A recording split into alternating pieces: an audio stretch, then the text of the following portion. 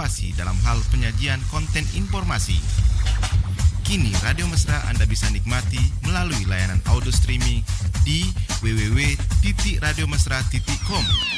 www.radiomesra.com hadir dengan update informasi terkini seputar Parepare dan info lainnya. www.radiomesra.com, infonya ada, entertainnya juga.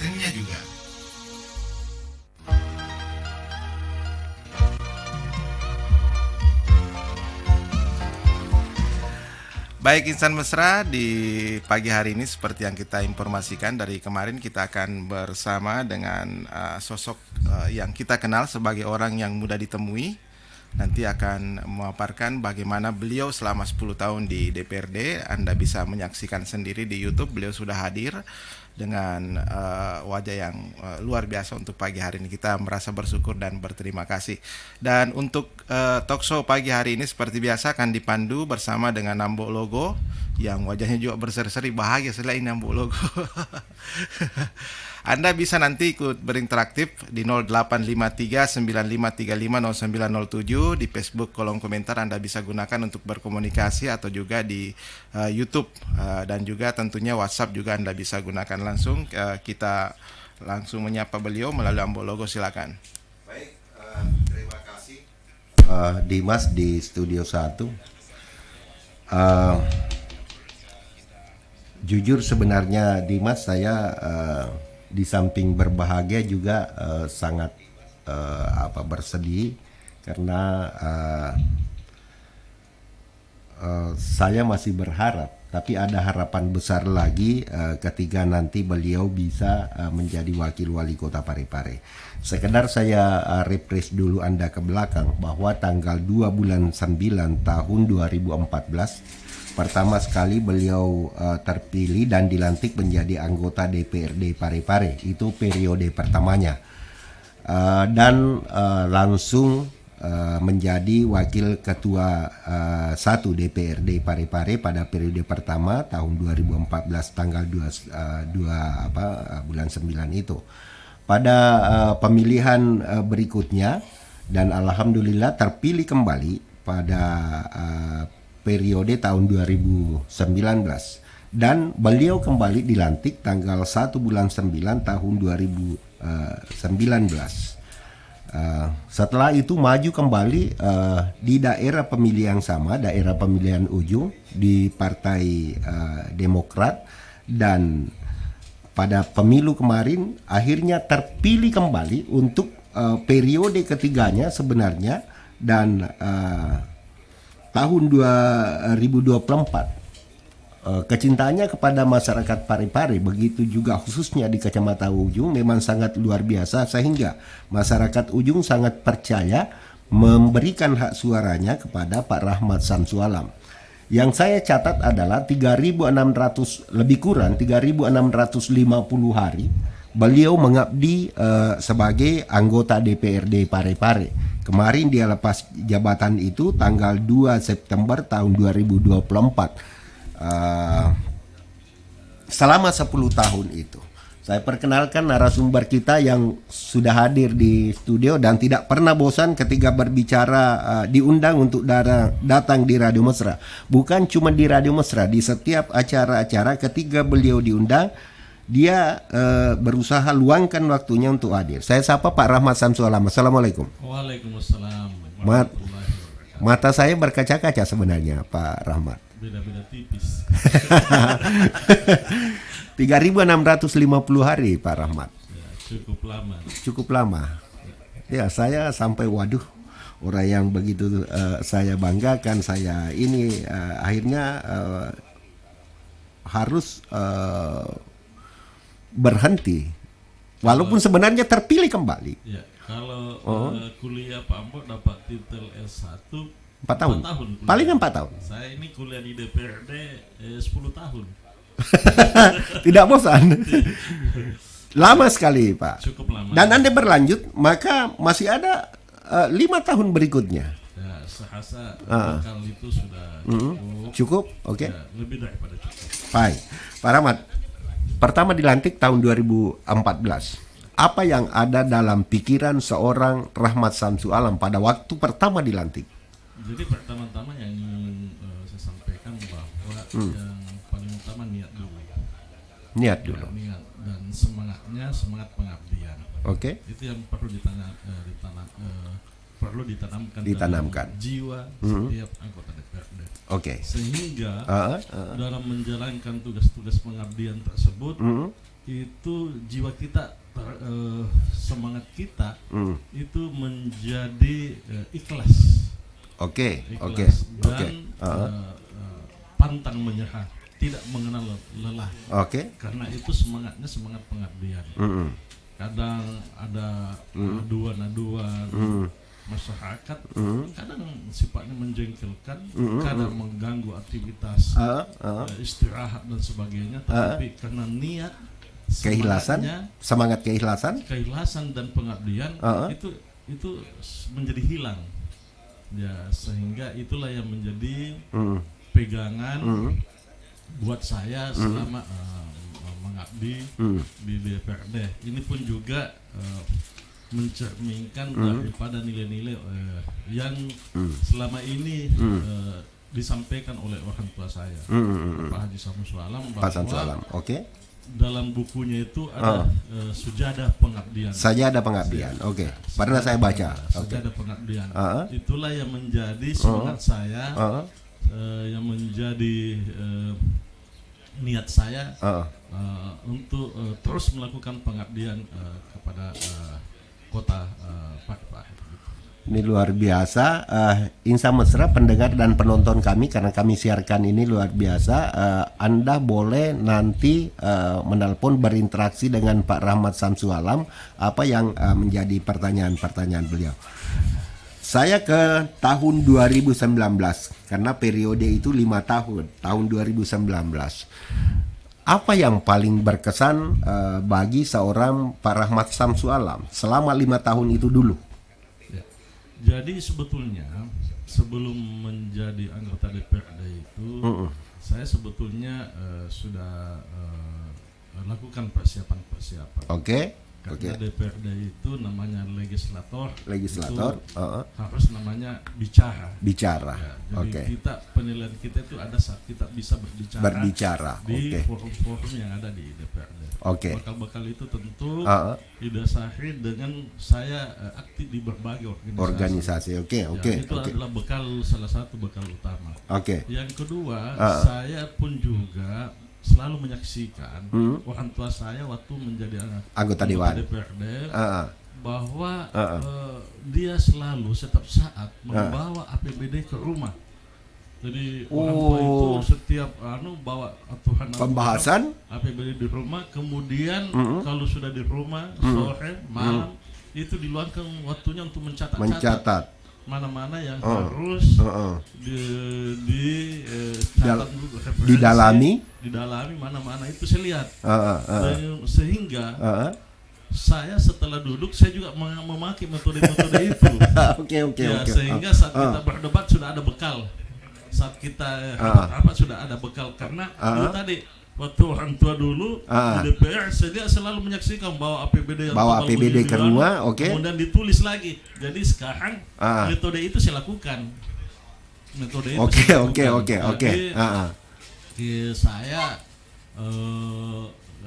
tidak bosan-bosannya, karena tadi semangatnya kan semangat pengabdian itu. Jadi setiap saat, setiap tahun ambil aturan, ambil APBD, baca buku-buku, baca aturan, kemudian saya catat, saya buat skema, kemudian itu saya gabungkan satu antara, karena kita di DPRD itu identik dengan peraturan perundang-undangan. Kita satukan 3 fungsi itu. Kita satukan apa KPP-nya, undang-undangnya, peraturan menterinya, kemudian saya buatkan dena bagang, kemudian saya tulis tangan, karena kita ini pasti pelupa. Tulis tangan kemudian dipoto. Nah, sehingga setiap pembahasan kita bisa buka tadi catatan-catatan kita, karena kita harus selalu berpedoman kepada peraturan perundang-undangan. Karena itu kunci. Jadi saat kita menyampaikan pendapat, saat kita berdebat, saat kita mengambil keputusan, itu harus by data dan by aturan. Betul. Ya, gitu Pak Ambo. Jadi alhamdulillah dengan modal-modal ini alhamdulillah selama diberi kepercayaan amanah. ya amanah alhamdulillah ya bisa saya jalankan dengan baik. Banyak dibentuk oleh orang tua Pak Samsu Alam. Cukup banyak.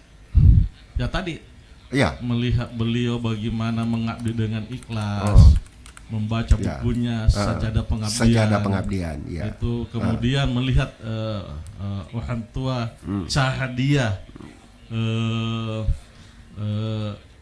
melakukan kegiatan-kegiatan selama di DPR. Dia terkesan sederhana, ya tetap bergaul dengan masyarakat. Kemudian itu tadi mencatat setiap hari hasil-hasil yang ada di DPR dibahas, dan itu yang saya coba lakukan. Baik. Sebentar Pak Ketua, Pak Rahmat, saya sampaikan dulu buat pendengar bahwa awal tadi itu menarik buat teman-teman mungkin yang baru saja kemarin dilantik menjadi anggota DPRD. Ini hal yang sangat bagus bahwa bentuk dulu diri Anda menjadi di DPRD adalah ruang pengabdian. Itu yang menarik bagi saya. Dimas, mungkin kita sampaikan lagi buat pendengar yang boleh bertanya kilas balik apa yang diperbuat oleh Pak Rahmat Samsu Alam selama 10 tahun di DPRD Parepare. Nanti Anda boleh bertanya. Oke, Mas. Ya, saya ingin bertanya Pak Ketua. Saya panggil Pak Ketua karena sudah kebiasaan seperti itu. Iya, dan memang Ketua Partai Demokrat masih dia Ya, begini Pak Ketua, apa yang Anda lihat pertama kali ketika di 2014 persoalan apa? Apakah persoalan itu bisa terselesaikan kemudian di periode pertama atau nanti di periode selanjutnya? Apa persoalan pertama yang menjadi persoalan yang mendasar di masyarakat? Ini yang saya mau lakukan. Begitu. Sehingga ada tekad untuk saya harus menjadi anggota dewan ini. Ya, jadi begini, DPRD itu memang beda dengan pemerintah daerah. Eksekutif. Walaupun di Undang-Undang 23 tahun 2014 menyatakan bahwa DPRD itu adalah penyelenggara pemerintahan daerah bersama dengan kepala daerah dibantu oleh SKPD. Oke. Dengan mitra sejajar. Oke. Tetapi dengan fungsi yang berbeda. Nah, pemerintah daerah punya visi misi, DPRD tidak punya visi misi. Ya. Nah, disitulah letak fungsi berbedanya antara kepala daerah dengan DPRD. Sama-sama penyelenggara. Oke. Nah, dengan melihat tugas-tugas DPRD, tugas legislasi, budgeting dan pengawasan, ya saya mencoba untuk belajar, untuk mengetahui karena fungsi legislasi ya saya belajar undang-undang 12 tahun 2011 tentang pembentukan peraturan perundang-undangan, kemudian baca Permendagrinya 80-nya 2015 karena kita mau menjalankan tugas maka kita itu harus melakukan pendalaman terhadap peraturan perundang-undangan itu karena kita fungsi legislasi, maka semua yang berhubungan dengan peraturan perundang-undangan yang berhubungan dengan legislasi itu harus kita kuasai. Nah, begitu juga dengan APBD. Saat kita melakukan fungsi budgeting pengawasan, maka semua peraturan perundang-undangan itu harus kita bisa pahami. Undang-undang tentang pengelolaan keuangan negara, pembendaharaan negara, kemudian PP 12 tahun 2019 tentang keuangan daerah, Permendagrinya 77, 90, kemudian yang baru-baru ini mungkin teman-teman juga yang baru bisa melakukan pendalaman terkait adanya Undang-Undang Nomor 1 tahun 2022 tentang perimbangan keuangan daerah, pusat dan daerah. Itu kalau kita menjalankan fungsi-fungsi kita, itu harus kita lakukan memang pendalaman sehingga saat menjalankan tugas ya bisa klop. Nah, dari itu sebetulnya saya mendapat ada sesuatu bahwa untuk semua persoalan-persoalan yang ada di masyarakat itu kan sebetulnya tertuan juga dalam program-program pemerintah dan sedikit agak jadi persoalan karena kadang kita tidak merasionalkan antara belanja dengan pendapatan. Di situ biasa ada kendala karena dalam program itu selalu menyatakan bahwa money follow program. Iya. Kadang Iya. kita banyak program tapi kita tidak menghitung sebetulnya kekuatan uang kita. Padahal di penganggaran itu selalu menyatakan money follow program. Iya. Artinya uang mengikuti Program. program. Oke. Nah, inilah yang biasa sebetulnya menghambat usulan-usulan masyarakat. Kemudian program-program pemerintah akhirnya terhambat sehingga tadi itu ya yang kita harapkan mungkin itu tidak bisa tercapai karena kita terlalu mungkin tidak mengontrol dalam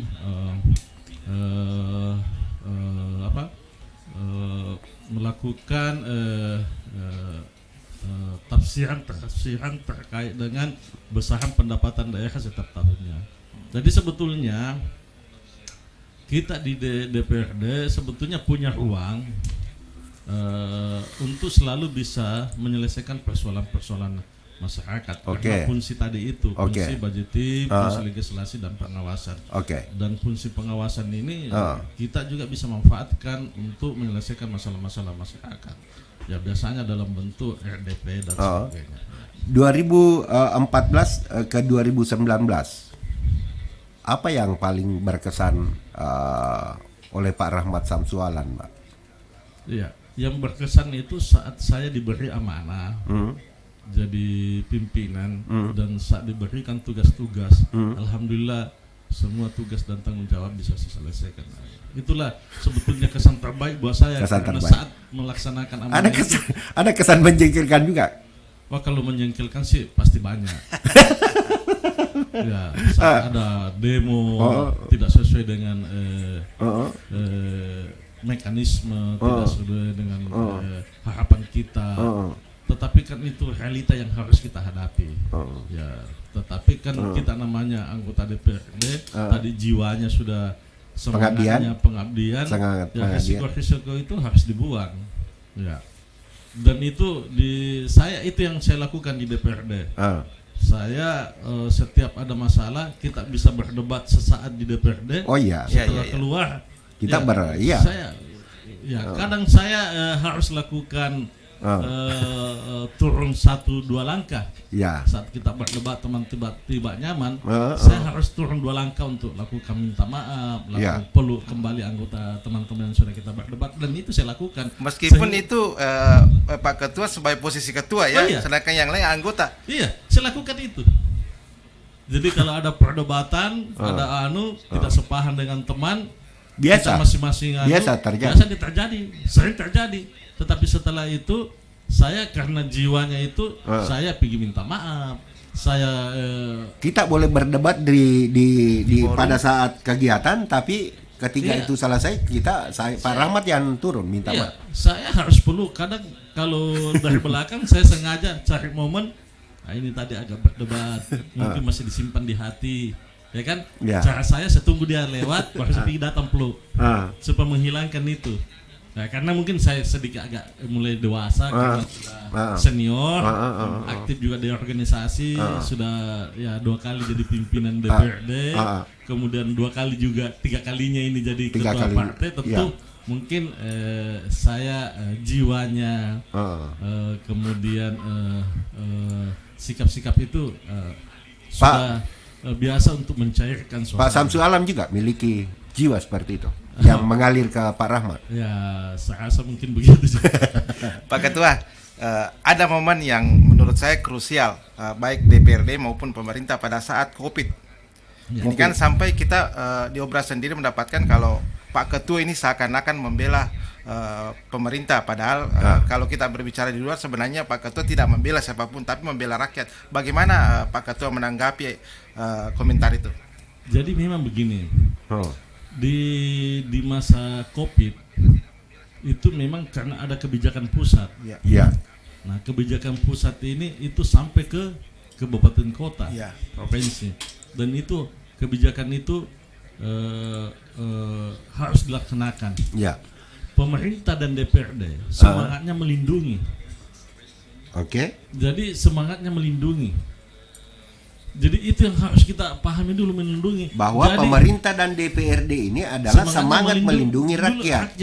Jadi kalau seandainya bilang kasih bebas saja ada meninggal, berarti pemerintah tidak melindungi rakyat. melindungi rakyat. Semangatnya itu dulu. Iya, Jadi iya. Oh, itu yang pemerintah itu harus bagaimana berusaha sedemikian mungkin agar melindungi dengan melakukan pembatasan-pembatasan walaupun pahit rasanya.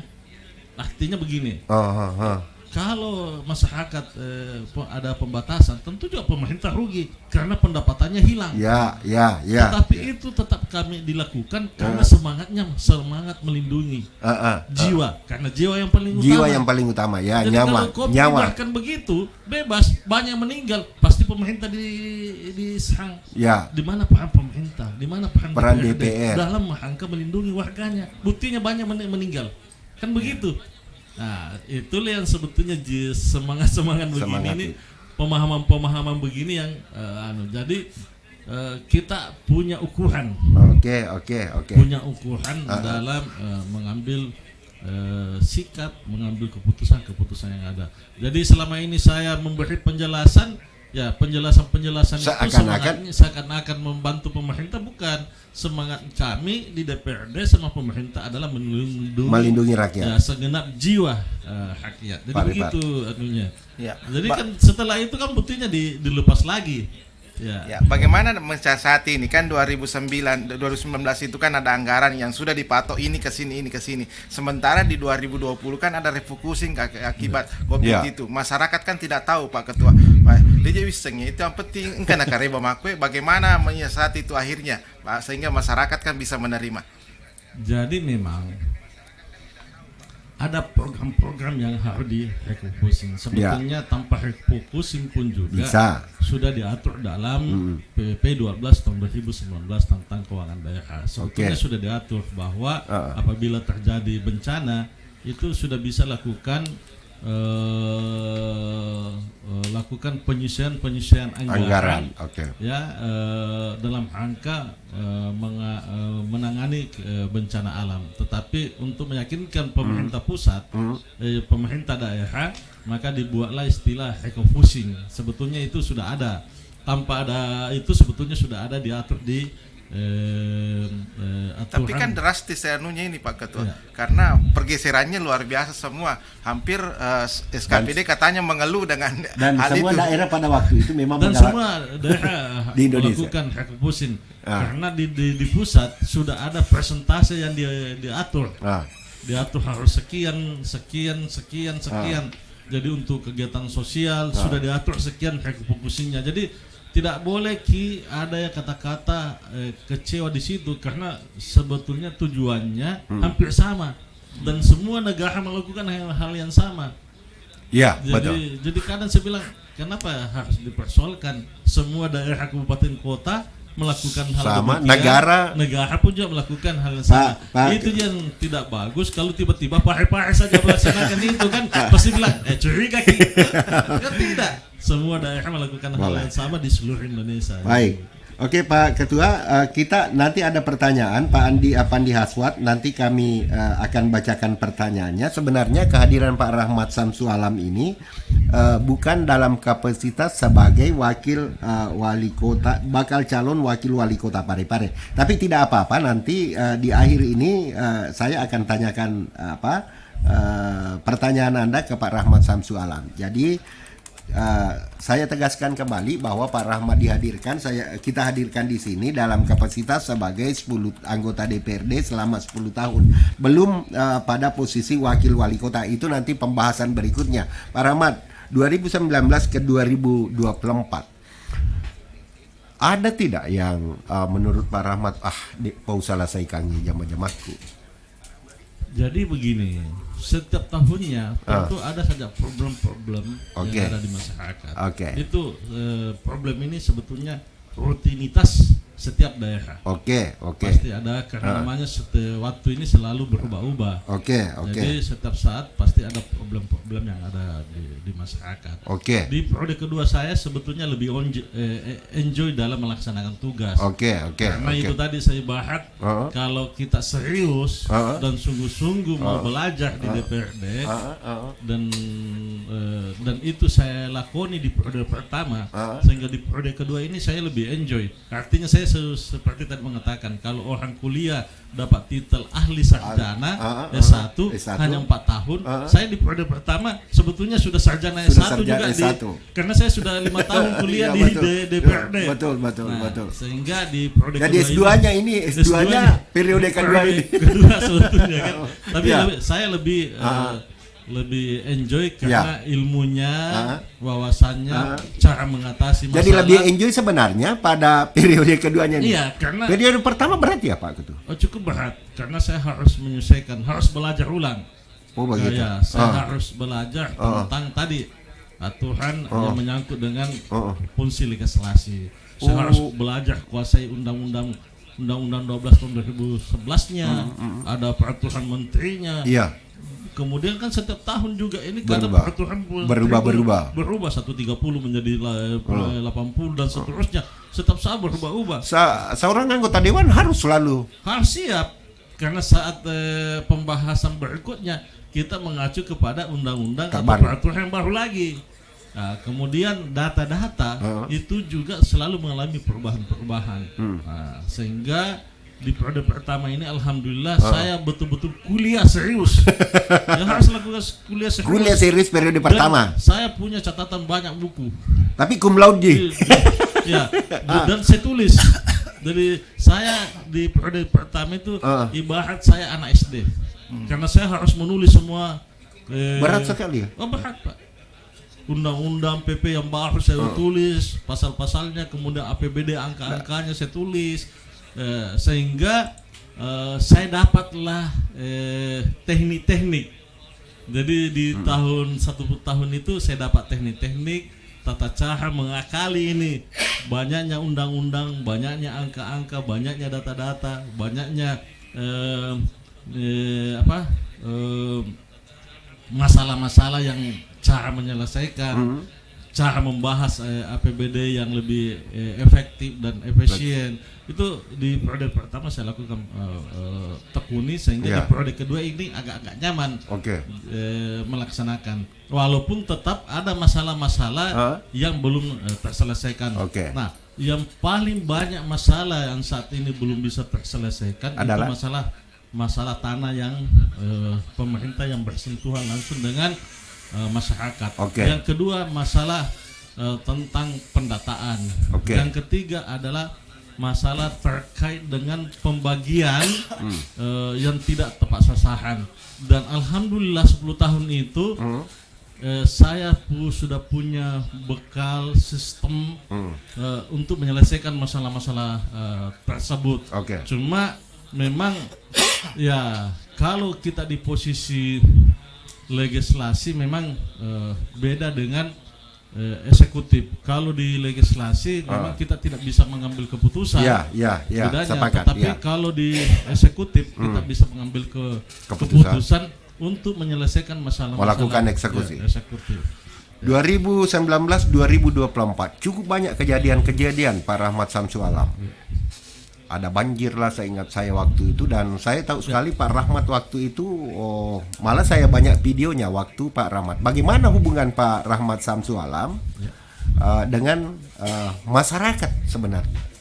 Jadi karena jiwa ini sudah tertanam, jadi setiap saat ada bencana, saya sebetulnya siap-siap di rumah. Jadi di rumah itu ada mobil jeep saya sudah siapkan, ada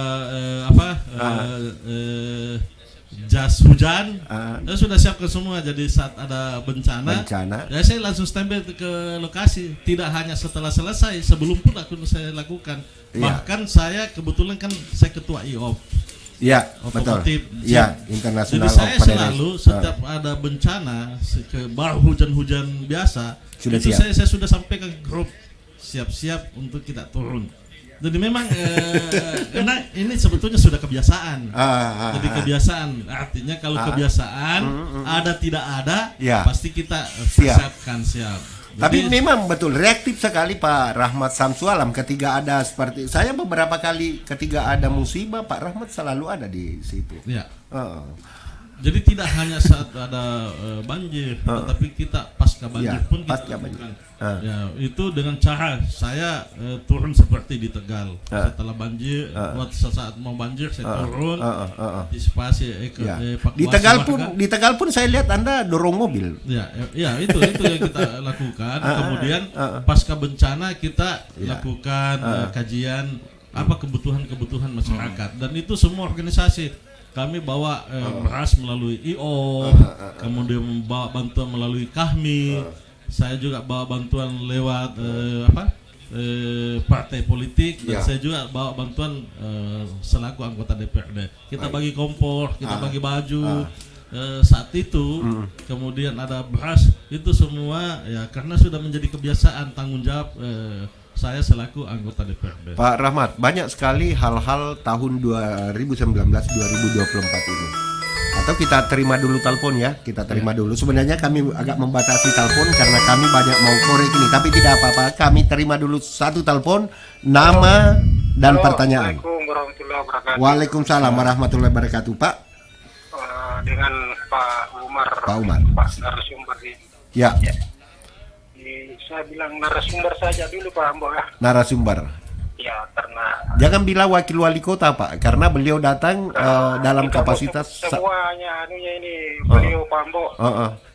Track record dan kinerjanya galak dawat dengan jadi ini sekerja awak diutap puangi Pak Ambo. Pak Ketua jadi itu Pak Wawali, calon Wawali jadi. Oke, Pak Ketua saja. Saya bilang Pak narasumber saja Pak Ambo. Oke, Pak narasumber, oke. Begini Pak, terkait dengan anggaran POKIR 2024 ini. Ya.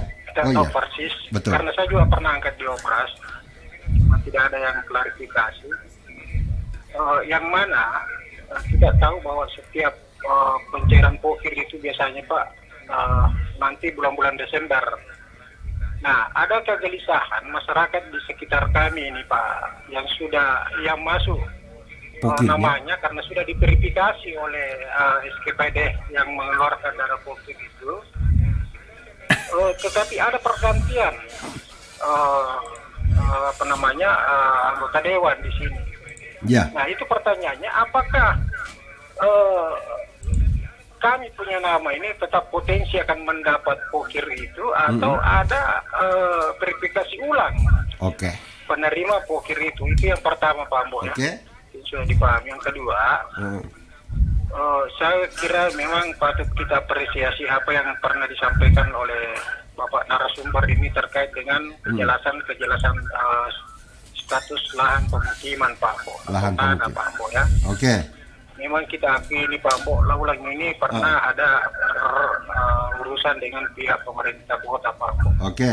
Nah, ke depan ini kita mau memang ada keseriusan pemerintah untuk menentukan sebenarnya Pak Ambo. Kalau memang aset daerah, silakan tentukan bahwa itu aset daerah. Kalau ada jalan untuk diberikan kepada masyarakat Pak Ambo, diberikan kepada masyarakat, ya saya kira berikanlah sesuai dengan aturan yang ada. Karena apa Pak Ambo? Saat ini teman-teman banyak sudah yang membangun rumah yang permanen Pak Ambo. Di sisi lain dia tidak dilengkapi dengan legalitas tanah Pak Ambo. Nah, ini yang perlu memang kejelasan terkait ini Pak Ambo. Oleh tidaknya ini masyarakat memiliki Pak Ambo. Sekiranya itu. Assalamualaikum warahmatullahi wabarakatuh. Kayaknya ini Pak Ambo yang terakhir ini.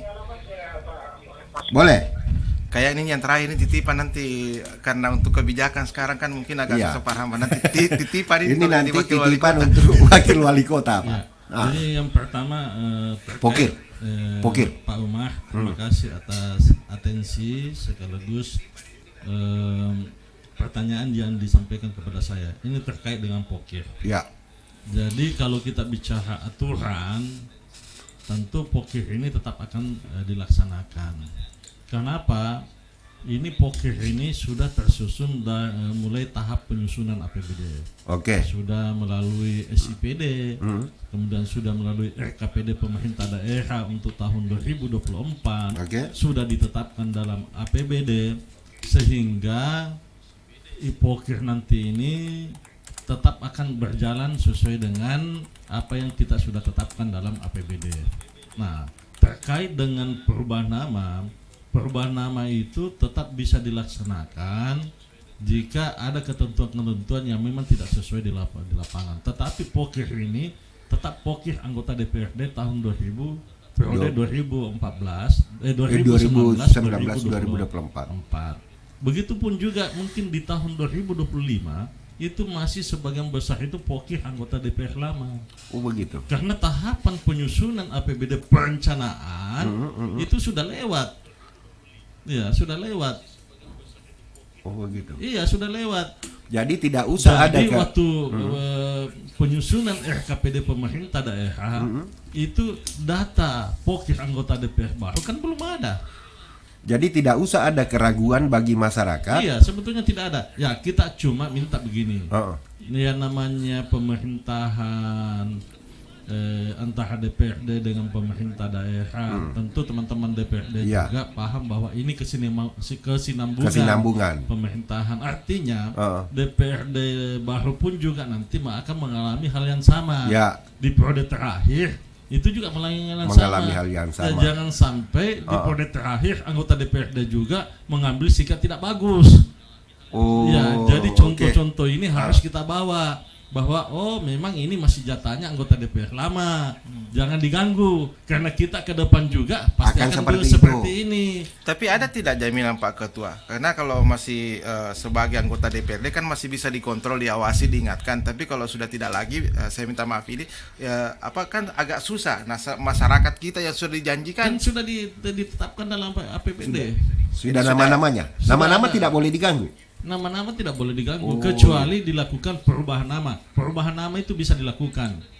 Yang pertama kalau orangnya meninggal, kan pasti bisa dilakukan. Kalau anggota dewan enggak mau kalau itu dikasih. Enggak boleh. Enggak bisa sebetulnya. Sudah menjadi undang-undang ya. Kita anggota dewan yang tidak fair. Artinya dia menilai sesuatu karena suka tidak suka. Ya, itu yang kita banggakan sama Pak Rahmat. Tidak bisa begitu. Kita berdasarkan memang prioritas dan ini jiwanya harus sama. Ini kesinambungan.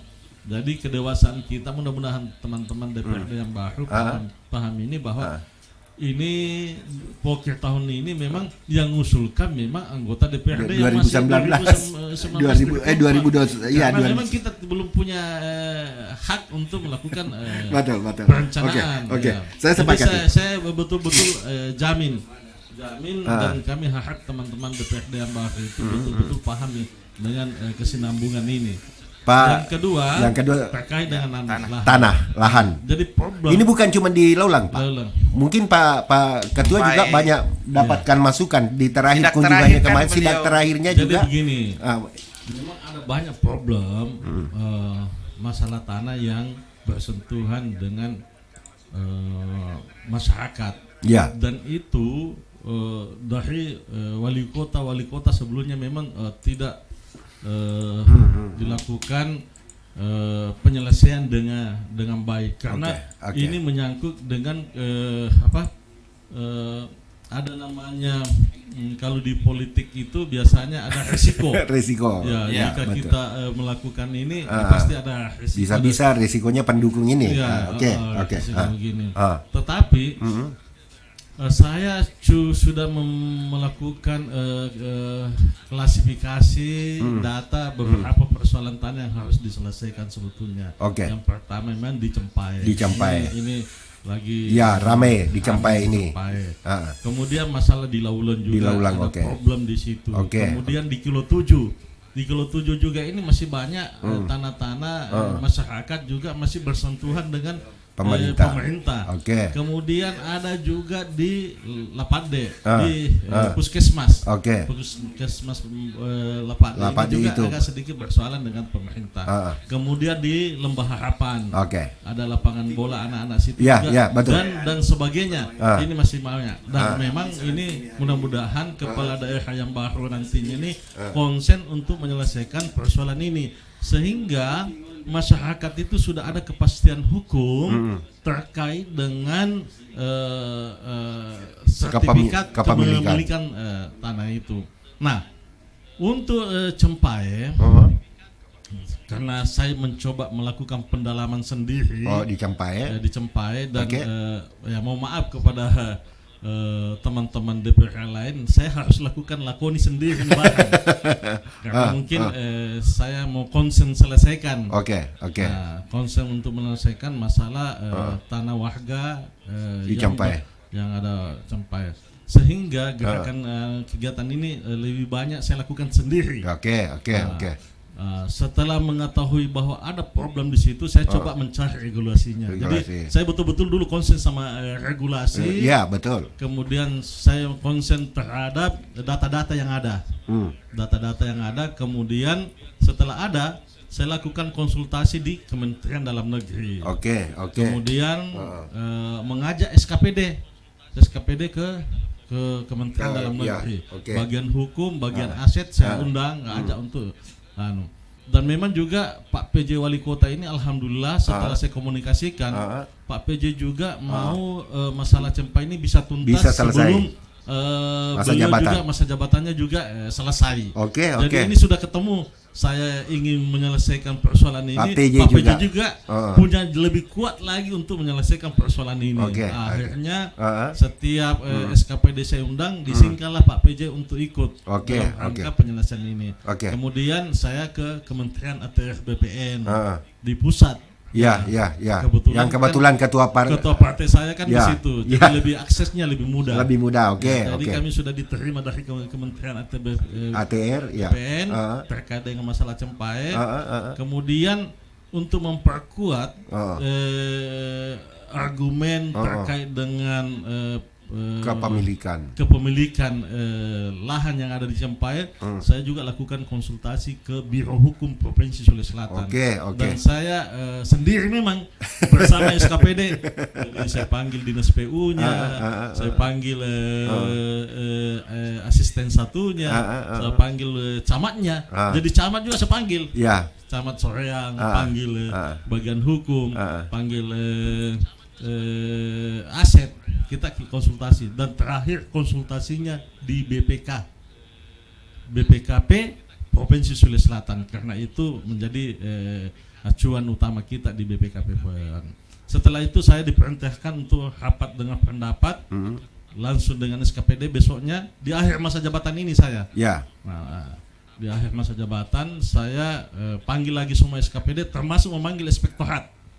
Karena nanti dan alhamdulillah keputusan saya di rapat terakhir itu memerintahkan inspektorat untuk menyelesaikan persoalan Cempai dengan pemerintah daerah, karena sudah ada aturan menyatakan di Kementerian Dalam Negeri kalau persoalan itu lakukan koreksi pencatatan aset. Nah, perlu saya jelaskan bahwa di tahun 2002 sampai 2005 pemerintah daerah melakukan penimbunan yang ada di sekitar Lontange dulu. Lontange yang sampai dengan jembatan Pertamina. Nah, itu pekerjaan pertama. Betul. Nah, di situ ada timbunan sebesar 16.000 kubik. 16.000 kubik. Itu dikerja di tahun 2002 sampai 2005.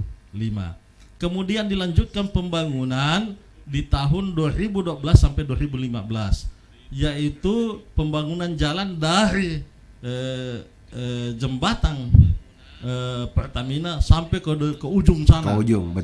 Ke ujung sana.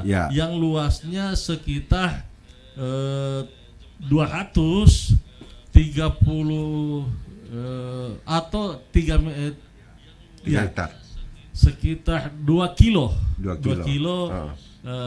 317 meter panjangnya. Kalau yang dari Lontange itu sekitar 540 lebih meter. Nah, jadi sebetulnya saya tidak menyalahkan Pak TP, karena nanti BPK itu melakukan pengawasan terhadap aset di sekitar tahun 2019 bahwa ada aset Pemda yang tercatat 13,5 hektar itu lahannya sudah dikuasai masyarakat. Tetapi setelah ditelusuri ternyata ada kesalahan pencatatan aset.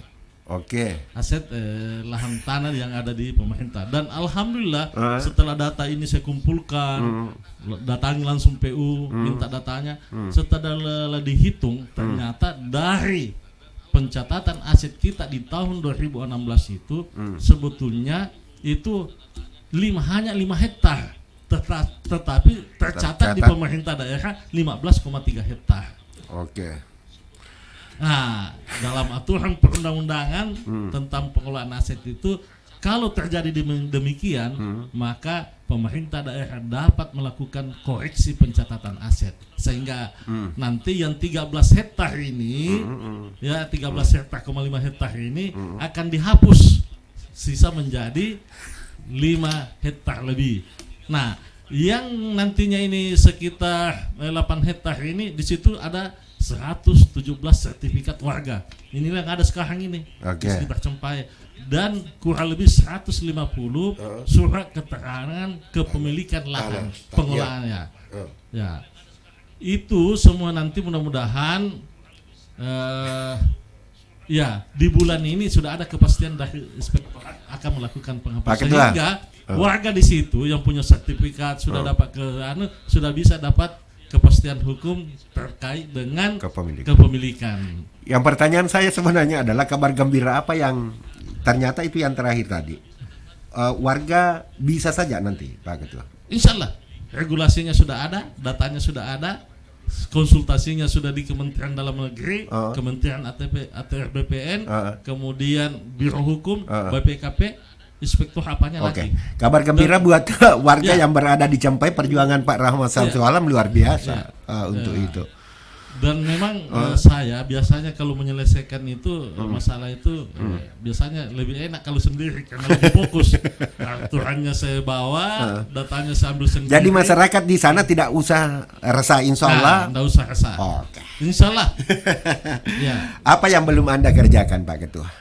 Sebetulnya tadi ada masalah tanah juga yang belum selesai tadi. Saya sudah singgung di bagian aset. Tolong datanya terkait dengan data tanah pemerintah daerah yang ada di Cempai. Kalau Cempai ini sudah clear. Cempai. Sudah clear. Saya punya kabar gembira ini buat teman-teman kita di Cempai. Dan masyarakat nanti yang mau punya sertifikat, kita tidak usah bayar karena ada PTSL. Ya, sudah ada PTSL. Masyarakat yang sudah begitu? Iya. Yang masyarakat yang sudah punya surat keterangan dari kelurahan, sisa di PTSL. Tapi kalau ada orang yang mau bermain-main di situ, misalnya pematuk merusuk kaki bos, Pak Ji dan sebagainya, jangan percaya itu. Ya, saya minta jangan dipercaya. Artinya kalau kecuali Anda memang tidak mampu lakukan mengurus, minta jasa, ada orang yang mengurus untuk jasa, silahkan. Saya tidak bisa tetapi kalau mau mengurus sendiri juga mudah karena gratis. Kan ini sekarang ada PTSL. Ya, betul. Yang dilakukan program Kementerian ATR BPN. Jadi masyarakat yang sudah punya surat keterangan itu bisa ditingkatkan menjadi sertifikat. Oke. Kabar gembira itu insya Allah menjadi catatan baik buat masyarakat kita di Sudan. Kita sebenarnya sudah lewat dari waktu, Pak. Masih ada. Oke. Saya mau tanya ini, Pak Ketua. Di DPRD ini kan banyak karakter, ada 24 yang Pak Ketua hadapi. Bagaimana menghadapi orang-orang ini sehingga kan terkadang ada kemauan dari anggota dewan yang tidak selaras dengan kemauannya pemerintah. Nah, bagaimana menghadapi orang-orang yang 24 ini? Ya, jadi di kepemimpinan di DPRD ini jauh sangat beda dengan kepemimpinan di organisasi manapun. Yang saya pernah alami, karena memang karakternya berbeda-beda, kepentingannya beda-beda, kemudian mereka itu sama pimpinan juga itu tidak punya ketergantungan yang berat. Beda kalau umpamakan ke kepala daerah, dia bisa mutasi. ASN yang membangkang, ASN yang melawan, ya kan bisa menonjobkan. Kalau kita kan di DPRD pimpinan tidak punya kewenangan-kewenangan itu, sehingga memang dilakukan pendekatan-pendekatan. Kalau di kepolisian pendekatannya persuasif, pendekatan emosional, kemudian dan juga memang yang tadi harus turun 1-2 langkah grade. Harus kita bilang saya sudah tinggi tidak boleh turun, itu salah juga. Saya lakukan tadi, kalaupun sudah berdebat sudah ya saya harus pergi datang bicara, saya harus datang peluk-peluk gitu supaya bisa cepat cair. Yang kemudian saya biasanya ajak telepon. Kalau paripurna tidak datang, minta tolong datang. Ya kan pendekatan personalnya, personal itu. Tetapi semangat dan jiwa itu tidak boleh berubah. Saya terakhir begini. Saya kemarin waktu pertanggungjawaban APBD tahun 2023 yang dibahas di bulan 7 Juli, kan setiap tahunnya DPRD membahas pertanggungjawaban APBD tahun berkenan. Artinya setiap tahun kita bahas itu. Yang kemarin kita bahas 2023. Banyak kan karena kondisinya teman-teman mau habis masa jabatannya. Ya, mungkin ya kita dalam pembahasan itu harus mensiasati karena kadang teman-teman ada yang datang, kadang tidak datang. Dan alhamdulillah dari 34 SKPD yang hadir dalam pembahasan APBD kurang lebih 1 minggu itu saya sendiri yang pimpin rapat. Jadi saya sendiri dari 34 SKPD dan puluhan bagian, saya luangkan waktu untuk membahas ini. Saya bilang ini modal semangat pengediam saya terakhir. Membahas APBD 2023 pertanggungjawabannya, karena untuk pertanggungjawaban 2024 kan saya tidak bahas lagi. Dibahas di tahun 2005. Akhirnya saya harus datang pagi, sore, malam hanya untuk memastikan bahwa pertanggungjawaban APBD tahun 2023 itu harus saya bahas semua. Jadi saya bahas sendiri sebagai pimpinan DPRD, saya sendiri. Itu pun juga kepercayaan yang diberikan ke Pak Ketua, Pak Kahar, bahwa silahkan sebagai pimpinan melakukan pembahasan APBD, dan alhamdulillah dalam waktu 1 bulan pembahasan pertanggungjawaban APBD selesai. Saya bahas. Saya pimpin sendiri, tidak ada yang campur. Ya. Tapi sebetulnya ada. Saya kalau dikasih amanah begitu, semangat saya semakin bertambah. Karena selain menjalankan tugas dengan baik, semangatnya, pengabdiannya dengan baik, amal ibadahnya juga semakin bertambah. Kita juga mendapatkan ilmu sebetulnya di situ. Karena kita panggil SKPD satu-satu. Berapa anggarannya yang sudah terrealisasi? Kegiatannya ini berapa sih anggarannya? Pendapatanmu SKPD ini berapa? Jadi ilmunya yang itu kita bisa paham, sehingga kita selaku anggota dewan saat ditanya nanti di publik, berapa target pendapatan parkir? Kita bisa jawab karena kita sudah ikuti semua rangkaian pembahasan yang ada di DPRD. Jadi saya tidak merasa terganggu. Iya tutup mana pimpin apa mulai di pertanggungjawaban 34 SKPD sekian dinas. Masa iya mi? Alaikum mi? Masa pagi-pagi datang lagi untuk persiapan pembahasan, sore lagi datang sama-sama jadi pimpinan. Kadang-kadang saya malam juga dibahas lagi, kan tidak begitu. Karena ada itu tadi, saya mau dapat ilmunya, dan saya mau dapat angka-angkanya, saya mau dapat. Sehingga saya tidak boleh lewat ini. Kalau saya lewat berarti ada data angka-angka di SKPD saya tidak paham. Begitu. Nah, Ketua, saya hanya menambahkan waktu sedikit sebenarnya. Ini saya masih ada pertanyaan sebenarnya, Pak. Bukan ini terkait Pak Ketua juga. Mungkin kepada person. Pernah tidak Pak Ketua keluarga itu khawatir dengan Anda? Dan kan Anda kan salah satu anggota yang aktif menghadapi musibah, kemudian ada demo. Pernah tidak ada pesannya dari ibu atau anak? Jamin kita Bapak biar mi yang agak lain. Mau tamar jilada sama-sama digaji. Saya terus terang saya merasa selama ini aman saja. Saya selama ini merasa tidak terganggu. Saya kadang supir bawa mobil sendiri.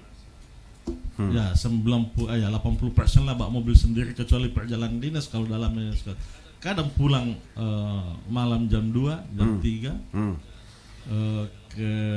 kadang di rumah jabatan DPRD itu kan saya saja tidak punya Satpol PP. Iya. Ya, Tapi jadi- ada kebunnya Pak Ketua. ya, dan rumah saya di samping itu Rujap itu terbuka 24 jam. Iya. Pak Ketua, tadi menyambung tadi pertanyaannya ini. Tidak pernah ada protes-protes dari keluarga Ada. misalnya. Kalau itu Kadang. protes pasti. Kadang kan Oh, begitu. istri saya tinggal sendiri di rumah Iya, jabatan. betul. Oh iya. Kemudian saya tidak punya Satpol PP. Tidak ada dikawal, ditemani kan? bercerita. Kemudian di samping saya itu pintunya terbuka 24 jam. Iya. Kadang telepon ibu. Nah, jadi cuma saya yakinkan bahwa insya Allah. Karena saya selalu berpikir selama ini tidak ada orang yang secederai.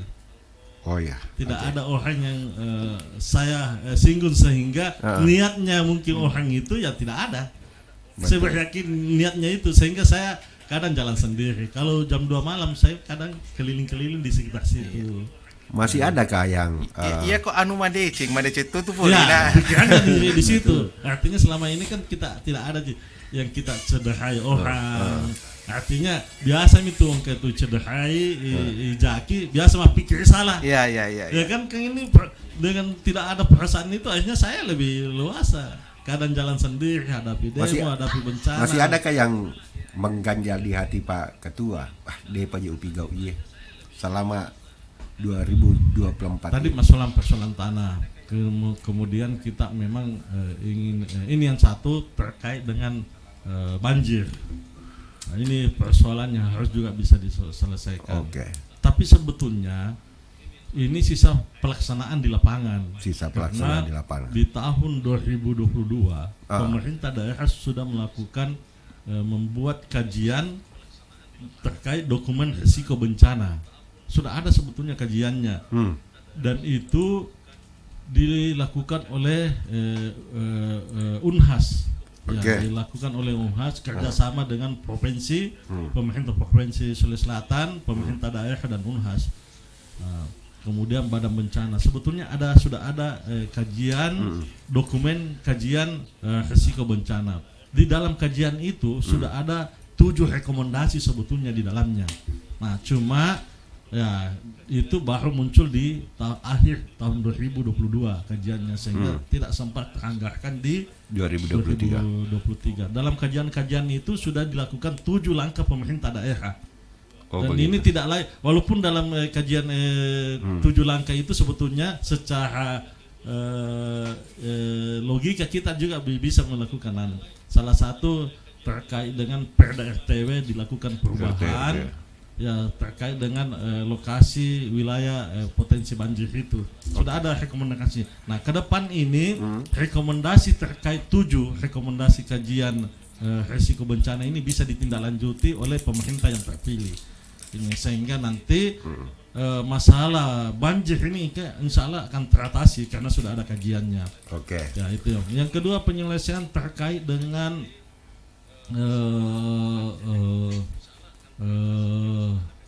apalagi Institut Teknologi Habibie. Kita berharap pemerintah pusat, pemerintah daerah yang terpilih nanti ini bisa melakukan komunikasi terus dengan pemerintah pusat untuk penganggaran ITH itu. Ya, ITH walaupun memang sudah menjadi tanggung jawab pusat, tetapi kan butuh penguatan di kementerian sehingga pembangunan ITH ini bisa berjalan. Termasuk Stadion Gelora B.J. Habibie.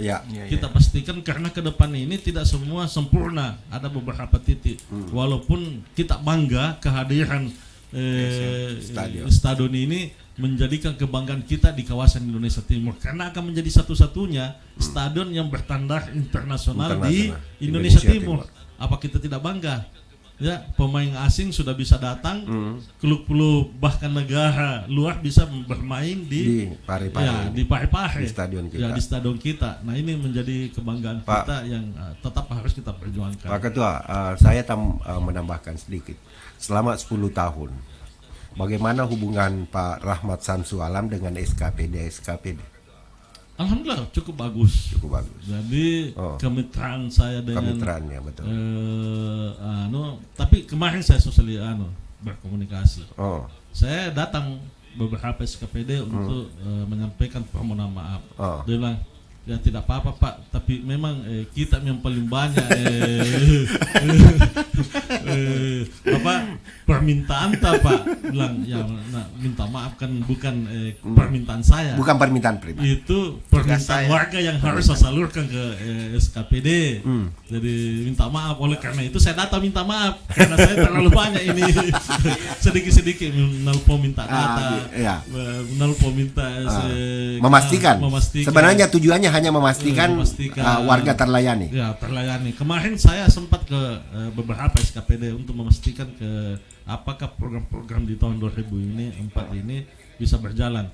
Dan tadi kekhawatiran tadi ada Pak Umar harus dikerjakan di bulan Desember pokir. Sebetulnya tahun ini bulan ini sudah bisa dikerjakan pokir. Karena uang kita di kas daerah kita sudah ada kurang lebih 70 miliar. Standby di kas daerah. Oke. Ya, Pak jadi Ketua, kita bisa kerjakan pokir-pokir DPRD untuk lebih awal. Ya. saya beberapa kali disampaikan, beberapa kali ditanya ini. Pak Ketua terpilih tahun 2024 ini. Namun akhirnya Pak Ketua mengambil sikap untuk maju menjadi wakil wali kota mendampingi Erna Rasitaupan. Saya sekaligus membaca pertanyaan dari Pak Andi Apandi Haswat. Assalamualaikum. Insya Allah beliau wakil wali kota Parepare 2024-2029. Ini saya baca WA. Bagaimana nanti Pak Rahmat Samsu Alam memposisikan diri saat menjadi wakil wali kota? Karena tidak sedikit kejadian dalam perjalanan itu ada pecah-pecah kursi dan sebagainya. Ya, saya tambahkan sedikit Pak Ketua. Kemarin itu ada yang curhat sampai hampir menangis. Ya. Ya, beliau bilang, wah mapik kuni carana ini tenani ke anggota DPR Pak Rahmat. Nah, Pak Rahmat selama ini kan responnya sangat luar biasa. Tagline mudah ditemui itu memang betul-betul ada.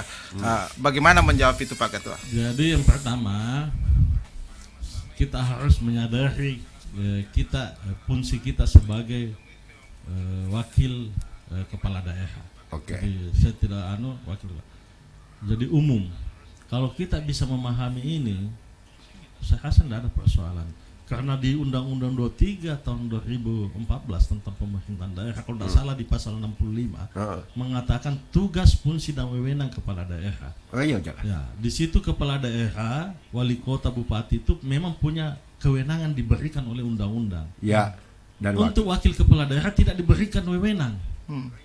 Jadi kalau kita membantu, hanya membantu. Jadi kalau kita tahu diri kita hanya memang posisi tidak punya wewenang, ya kita harus kita pahami itu. Maka walaupun kita ada nanti masyarakat bilang lawan kita kan harus bisa tahu, bukan memang tugas saya itu, wewenang saya bukan di situ. Kewenangannya adalah membantu kepala daerah. Okay. Tapi itu yang perlu kita cenangkan, jiwa-jiwa ini harus tertanam dalam jiwa kita. Bahwa sebelum di situ jiwanya harus paham dulu. Ya. Oke. Sebelum kita ke sana harus kita dulu, jangan sampai lihat tadi ke situ nanti bilang, oh saya mau pembagian saya apa. Terus terang antara saya dengan saya tidak pernah berbicara tentang apa-apa. Saya yakin bahwa saya punya tugas itu sudah diatur dalam undang-undang. Ya, betul. Itu yang saya harus jalankan. Ketika itu dikerjakan semuanya safety aman-aman saja. Dan saya yakin dengan potensi yang saya miliki, tentu kalaupun terpilih pasangan saya juga pasti akan memberikan kepercayaan yang cukup luas kepada saya. Tapi ada komunikasi dengan Ibu Erna ya terkait dengan beberapa kewenangan yang mungkin ada juga di Pak Rahmat ini. Saya tidak berbicara kewenangan karena saya tidak mau, undang-undang sudah mengatur sebetulnya. Artinya kan ada bisa didiskusikan dengan Ibu Erna. Kalau itu diskusi, saya cuma begini, yakin bahwa dengan saya 10 tahun kuliah di DPRD, ya kan, tentu dia akan minta banyak pertimbangan-pertimbangan. Dia memberikan masukan-masukan terkait dengan kebijakan, kebijakan yang harus diambil. Contohnya tadi, bagaimana membuat masyarakat bisa adil dalam penerimaan bantuan. Baik. Bagaimana masyarakat bisa tepat sasaran. Nah ini kan pasti banyak meminta masukan-masukan saya, karena ya tentu persoalan ini malah saya dulu dalam visi misi saya itu kesejahteraan yang berkeadilan. Karena sebetulnya problem dan cara mengatasinya sudah ada. Tapi cuma karena saya tidak buka di secara terbuka. Sedikit lagi. Saya tidak buka di ini karena ini bagian daripada visi misi dan program terkait dengan menuntaskan data-data yang tidak valid dan pembagian bantuan yang tidak tepat sasaran. Tapi tentu lebih leluasa Pak Rahmat ya menjadi wakil wali kota daripada menjadi wakil di DPRD nantinya untuk soal-soal kebijakan ya. Ya mudah-mudahan. Oke, baik. Apa pesan terakhirnya Pak Rahmat Samsualam? Nah, pesan saya selaku mantan bukan mantan Pak, anggota DPRD pada masa legislator senior lah. Tadi ada beberapa jiwa semangat itu yang ditanamkan kepada setiap anggota dia, semangat pengabdian yang ikhlas, sehingga kalaupun ada pengaduan, ada demo itu menjadi tidak menjadi beban buat kita. Yang kedua terkait dengan ada prinsip-prinsip yang harus kita pegang. Yang ketiga terus belajar.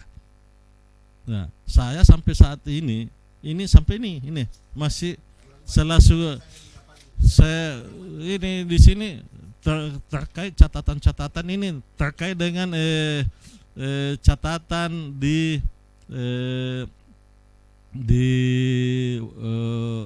Cempai ini berapa luas tanah yang dikerja di tahun ini 2000 kemudian berapa kubik, berapa panjangnya dari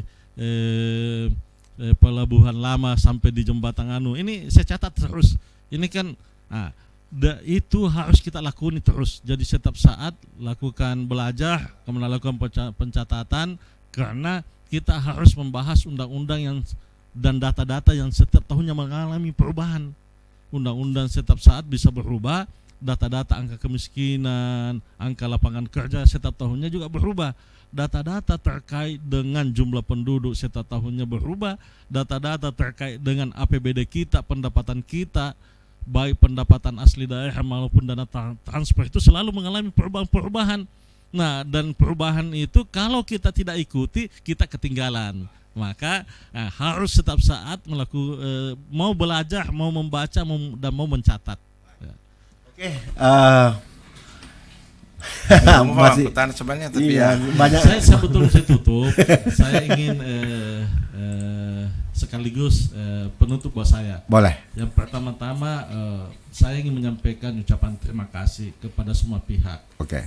Ya, baik kepada wali kota sebelumnya Pak Topan Pawe. Oke. Karena hampir 9 tahun saya bersama. Kemudian Pak PJ wali kota, staf ahli, tenaga ahli, asisten, kemudian Pak SKPD, camat lurah dan seluruh ASN, stakeholder, OKP dan sebagainya, termasuk ada mesra yang setiap saat mendampingi saya, memanggil saya untuk bisa berdialog, juga bisa menerima informasi-informasi pengaduan di masyarakat, dan tentu juga kepada masyarakat sudah menyupport saya 10 tahun dalam menjalankan tugas-tugas pengabdian saya, dan juga dalam pelaksanaan 10 tahun pengabdian saya tentu ada sikap, perilaku saya, kata-kata saya ada yang tidak berkenan maupun disengaja dan tidak sengaja. Saya sekali lagi atas nama pribadi dan keluarga menyampaikan permohonan maaf yang setinggi-tingginya, dan semoga apa yang kita cita-citakan bersama tetap bisa kita wujudkan di kehidupan yang akan datang. Kehidupan yang akan datang. Baik, mungkin itu. Ada salam dari Pak Ahmad Riyadi nih. Pak nonton. Ahmad Riyadi. Oh, Pak Ahmad Riyadi, terima kasih teman-teman juga yang sudah menonton, luar biasa Pak.